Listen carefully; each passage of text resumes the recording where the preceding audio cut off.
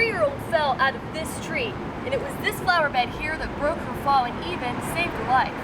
Be closed for about another 4 or 5 weeks. That's between High Street and Indianola Avenue. Now, to get around that, and detour signs are posted. You can take Morse Road to the north or North Broadway to the south to get around, again, the Cook Road closure.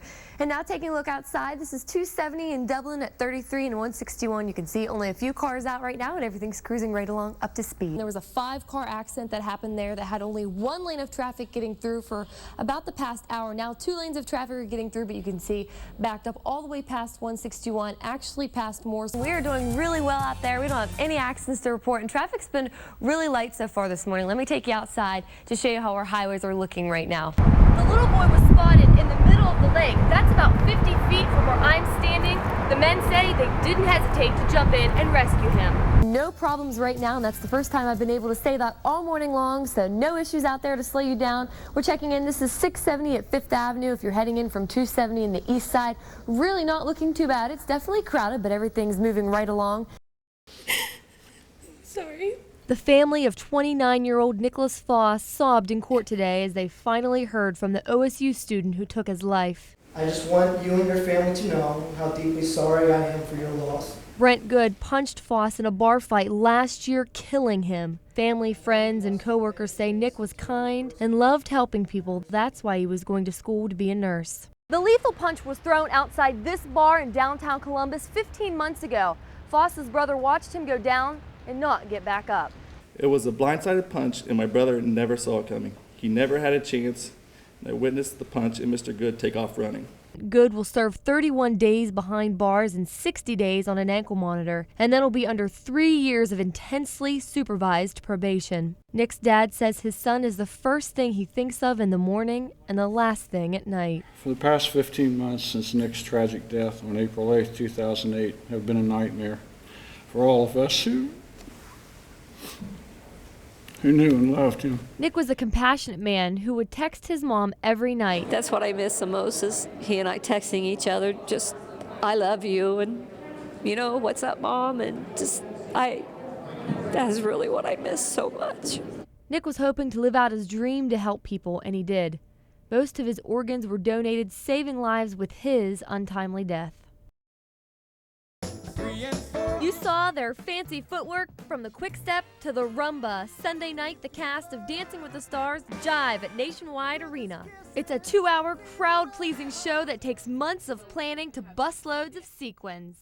I hung out with Karina Smirnoff, one of the dancers backstage, as they get ready for the show from head to toe. Dancing with the Stars tour travels around with 500 costumes. Take a look at these costumes. These are just the ones in the first act, and each of them are hand-beaded with Swarovski crystal. They dance, then change, then dance.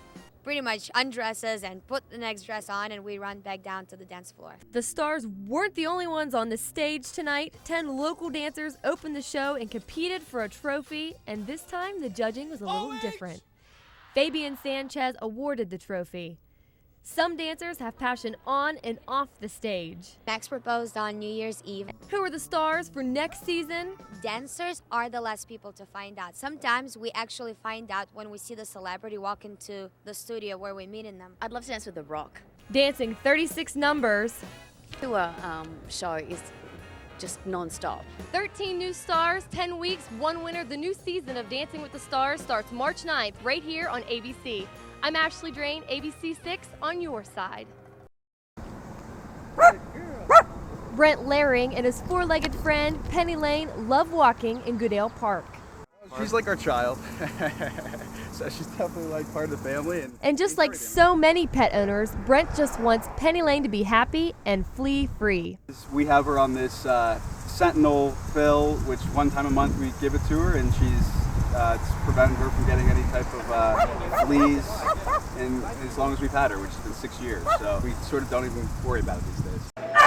Groomer Cheryl Boyden says the flea problem gets worse in the hot weather. Fleas can really tear up a dog.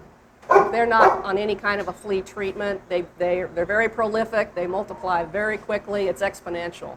Fleas can make a dog really sick, even anemic. Here's how you check your pooch for fleas or ticks. Take your hand and run it up against the grain of their fur, concentrating on their backside around their tail, because that's where those little critters try and hide. Even though flea prevention can help, it's not 100% effective. Check with your vet if you have any concerns. In the meantime, Penny Lane is having a doggone good time at the park. She's around dogs at parks all the time. We take her out to trails out in the woods where she can come up with stuff, and she's been tick-free and flea-free. So and Brent hopes she stays that way. I'm Ashley Drane, ABC 6 on your side. North Broadway, if you're coming down from Worthington or Clintonville, you can see not looking too bad. Traffic's moving very nicely out there right now, but some of our highways are still wet out there, so you might need an extra couple of minutes. We don't have any problems out there. Everything looks great on our highways. Traffic's very light, but I have been talking about where you can park for Red, White, and Boom, and it's because it's going to be crazy, and I want to make sure our viewers get a parking space.